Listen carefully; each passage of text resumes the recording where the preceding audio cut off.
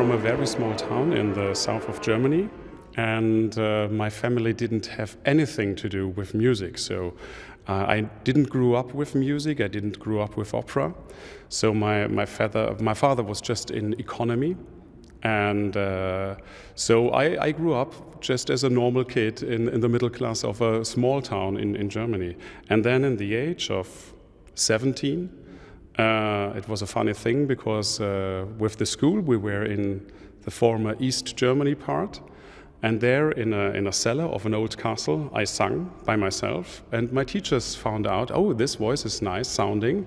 So after we came back from that trip, they pushed me into the local music school and said, you are going to sing now.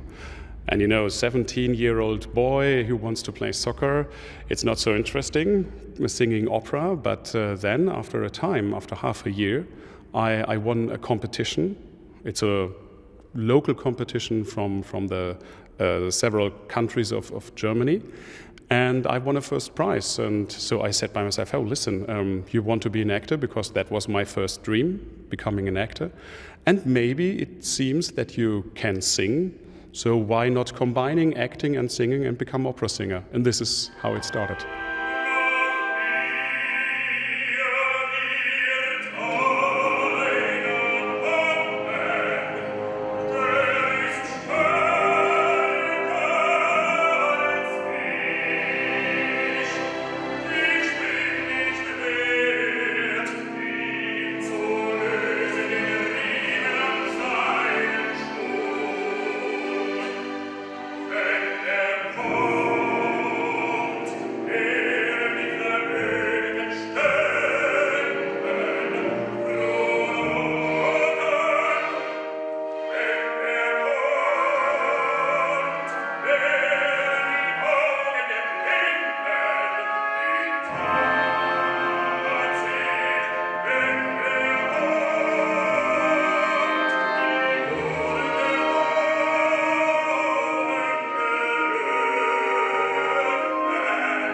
I started to play guitar, and I was the first in my family who started to play an instrument.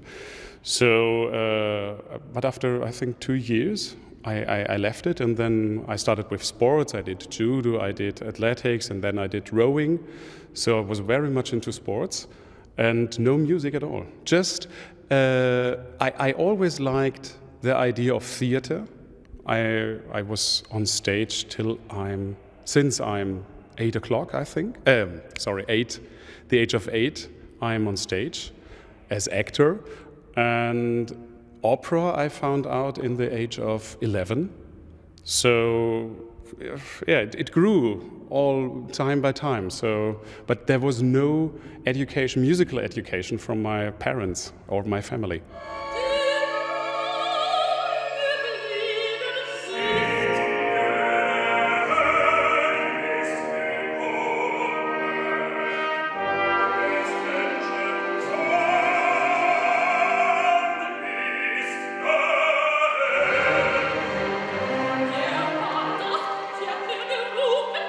It was the choice of my father, because I wanted to go after school directly to a music university, to Salzburg. But he said, no. First, you do something regular, because art, music, opera singer, it's nothing you can get money with. So you get trained as a shipping manager. So I was trained into transportation and all these things. And after I finished that, I said, okay, Daddy, now I did this. And now, as we said 2 years ago, I'm going now to the university. And then in the age of 20, I was going to Salzburg to the Mozarteum.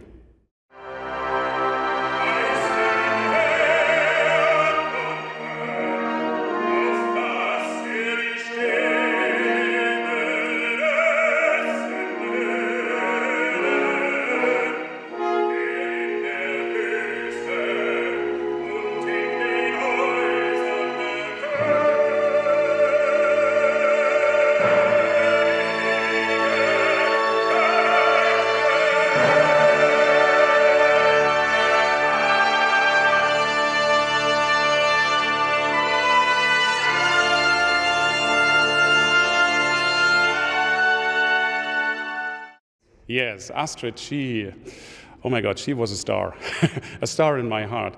But my first teacher also, Wilma Lipp, she was very famous in the 30th and 40th because she was part of the big Viennese and famous Viennese Mozart ensemble. And she was the queen of the night in the 40s and 50s. But then, of course, I met Astrid Warnay at the Opera Studio, the Young Artist Program from the Bayerische Staatsoper Munich. And there she was my teacher for 2 years, and that was really, I have to say, a blessing.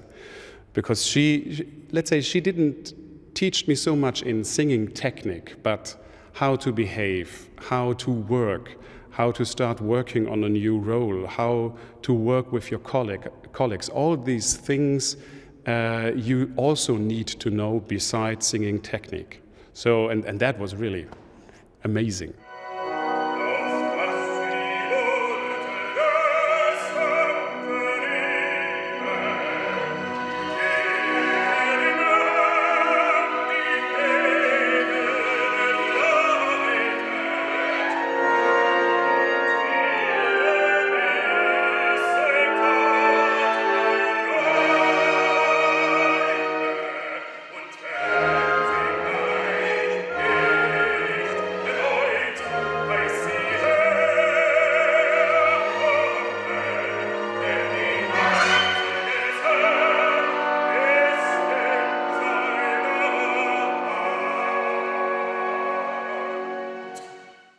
I have to say, as you maybe read in my vita, I had a few women, and I have to say, every woman helped me with singing. The more one, the less the other. But they helped me, but they were all the time very honest to me and said, okay, listen, now you are on a point of your singing, maybe you have to go to another teacher or to a man.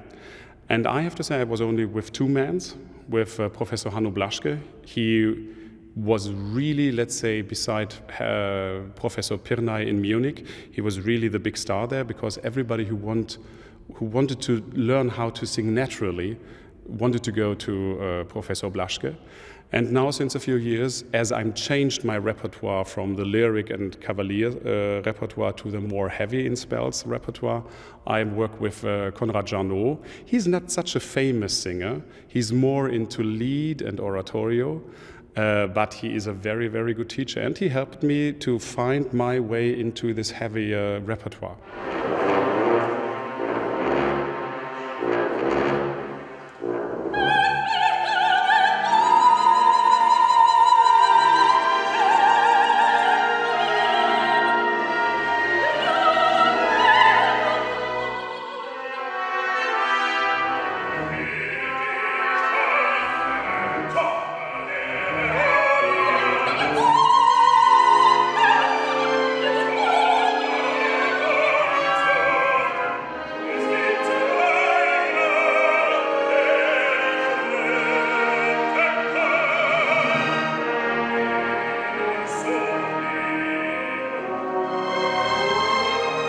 Let's say the work began 20 years ago when I first saw the opera in Munich.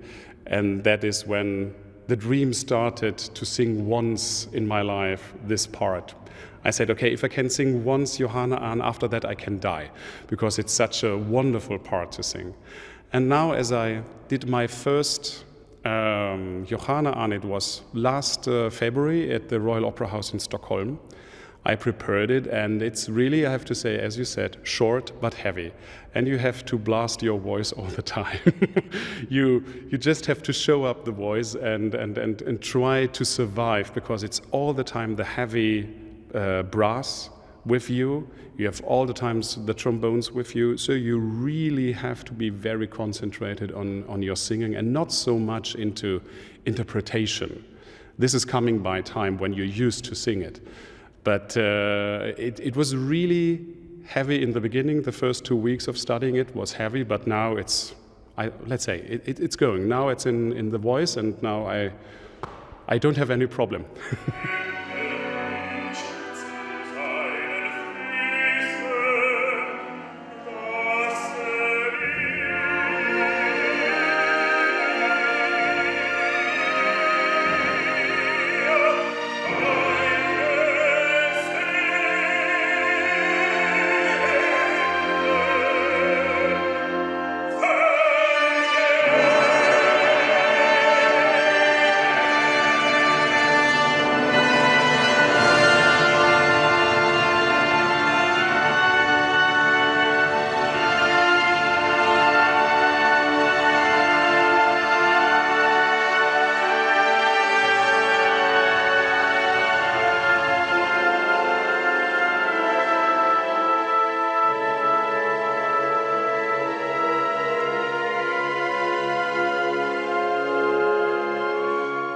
You have Salome, she is the really most important. And then you have the two other supporting characters, let's say.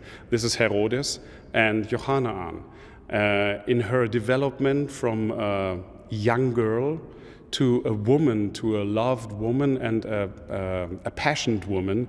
She needs to have these two men. Johanna, who is letting grow her love or the idea of love, and then Herodes, who is responsible for the passion. I want to have the head, so this is the passion of her. And so we are only supporting actors, let's say, for Salome. But it's the scene with Salome is so wonderful, and it's such a center, Johanna and Salome, that everybody is really wow. It's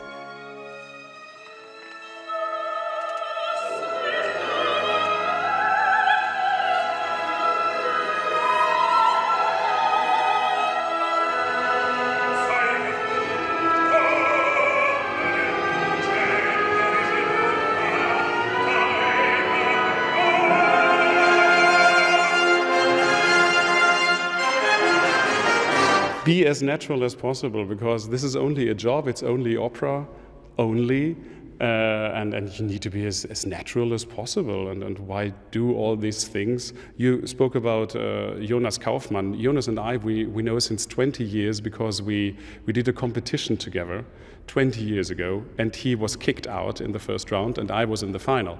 So, and he's now the big star, and you see, it's happening, and so why should you be selfish and it's no, why? It's not needed. It's really not needed. Ich hört ein Bächlein rauschen, wohl aus dem Felsenquell. Hinab zum Tale rauschen, so frisch und wunderhell. Ich weiß nicht, wie mir wurde, nicht wer den Rat mir gab.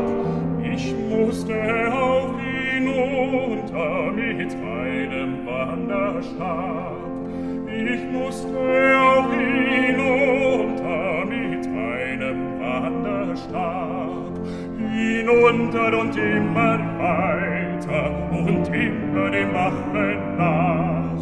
Und immer frischer rauschte und immer heller der Bach. Und immer frischer rauschte und immer heller der Bach. It was not really my decision. I offered the Mariinsky, Schöne Müllerin and Winterreise. And because maybe, as you said, that there were a lot of Winterreise, because I think in the festival, the White Nights, there was Ferruccio Furlanetto with Winterreise. And why not to show the other big cycle? And even as Schöne Müllerin is not that deep, that much difficult for understanding, even Schöne Müllerin is a wonderful piece, and it's a wonderful music that should also be shown in an audience like the concert hall here at Mariinsky. So I'm very happy to do this now with my pianist Erik Schneider, and we are just came together very short time. So it's really a pleasure for us to do this concert here. Und das Haus wie so traulich und die Fenster wie blank und die Sonne wie helle vom Himmel sie scheint, die Sonne wie helle vom Himmel sie scheint. Ei Bächlein, liebes Bächlein, war es also gemeint. Ei Bächlein, liebes Bächlein, war es also gemeint. War es also gemeint, war es also gemeint. Oh, Erik, he is, let's say, you know, we have in Central Europe there are these main lead pianists. You have Graham Johnson, you have Alfred Brendel, and this is, let's say, the very first row. And Erik is not in the very first row, but he's totally in the second. Everybody who can't get Graham Johnson or Charles Spencer is asking Eric, because he is a guy, he studied with Fischer-Dieskau, and he knows every lied of Schubert, he knows by heart. And he can transpose, and this is really incredible, he can transpose in a second from one to the other key, and it's amazing to work with a man like him that is still open to my ideas of a Liedercycle. Meine Laute hab ich gehängt an die Wand, hab sie umschlungen mit einem grünen Band. Ich kann nicht mehr singen, mein Herz ist so voll, weiß nicht, wie ich's in Reime zwingen soll. So I'm not so much the leader singer, because I sing a lot of opera, and to come together now with Eric is really a fascinating part of my life, because now I'm really learning also from him so much new about singing Lieder and how to interpretate and to follow my own ways. You know, as a baritone especially, you have this big star, Dietrich Fischer-Dieskau, as a lead singer. And I followed this star, yeah, you have to sing it like Fischer-Dieskau and so on. And he said, no, stop. I studied with him, I know Fischer-Dieskau very well, but please don't sing it like him. You are not Fischer-Dieskau, you have another voice, you have a full voice, sing it with your full voice and don't do this. So, and this is so much supporting from him, and he also says, oh, it's so funny to work with you because you're so fresh and not so much into this leader thing, so he's also learning, let's say, some things from me. It's a very nice combination with us two.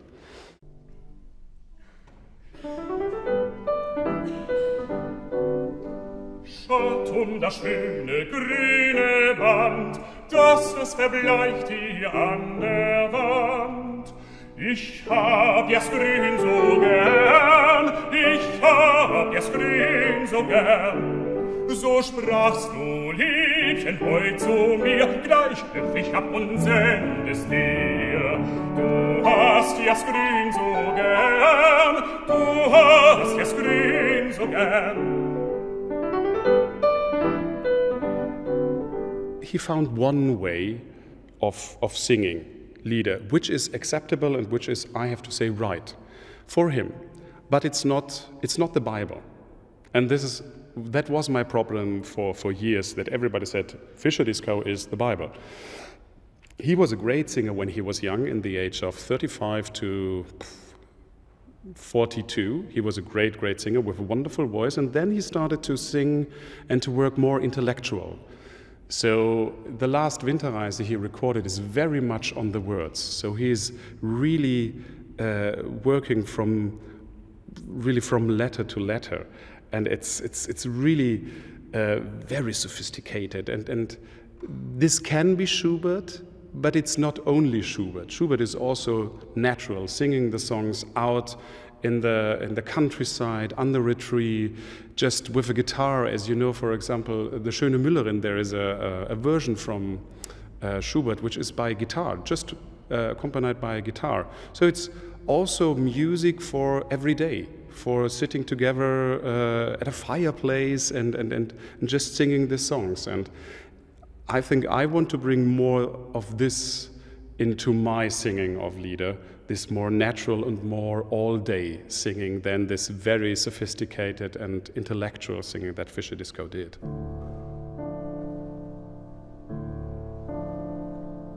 Wo ein treues Herz in Liebe vergeht, da welken die Lilien auf jedem Beet. Da muss in die Wolken der Vollmond gehen, damit sein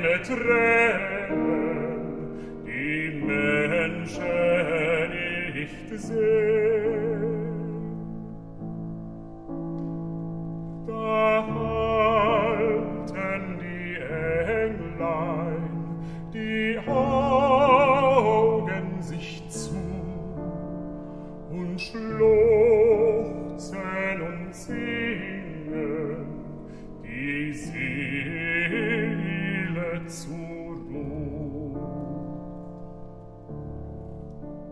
The next program of Lieder is actually, there are two things I'm working on it. It's a combination, the next evening recital is a combination between Dichterliebe from Schumann and songs by Joseph Marx. He's not so well known, but he's a componist who was living in the same time like Korngold, the young Schönberg, the young Berg, the young Mahler. They were all together in Vienna.